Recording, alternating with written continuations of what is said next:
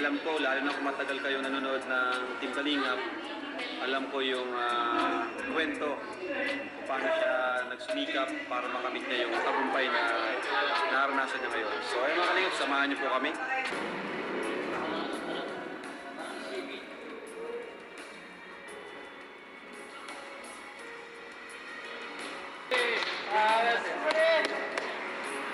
Na, free ride daw, free ride.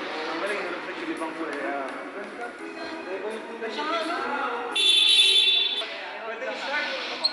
Pwede nang i-start gamit yung remote. Halimbawa sir, nag-parking kayo sa mainit na lugar. So, hindi sir yung sakyan niya yung low. So, kailangan sir, pindutin mo ito, i-hold mo ito. Para pag pumasok mo sir, malamig na dahil gumagana na yan ngayon.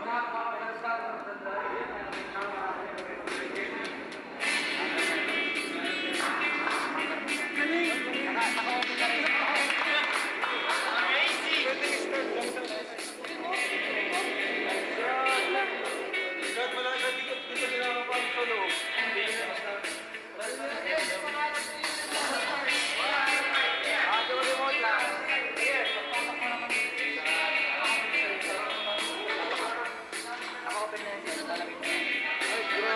Mag-brake ka muna. Ay ba sir, brake po. Brake sir, sa may gitna po. Bali yan po. Yung kanan ng kanan sir. kanan.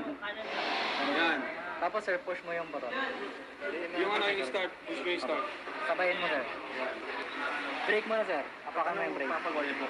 Para mag-restart sir, gumana na yung mga panel po yan. Sige, start mo. Yan mo lang, yan mo lang.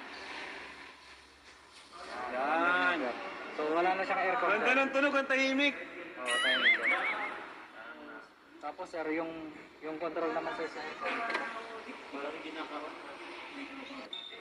Powerful din po siya. So para pag nag-park ka sir, hindi masapitan, i-hold po siya. So wag niyo po sir na i-manual sir na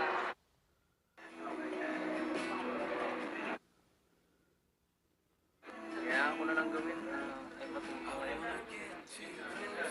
So paano yan? Pag ako nag-drive, titiwala ka ba sa akin? Kahit di pa ako marunong. Walang safe na unang sakay. Ay, Bagay ako rin eh. serious na sasakyan. Paano pag marunong na ako? Tido. Ayan, si Biancy ang unang nakasakay sa bagong sasakyan ni Kuya Gidi. Grabe naman, marunong na ako, no?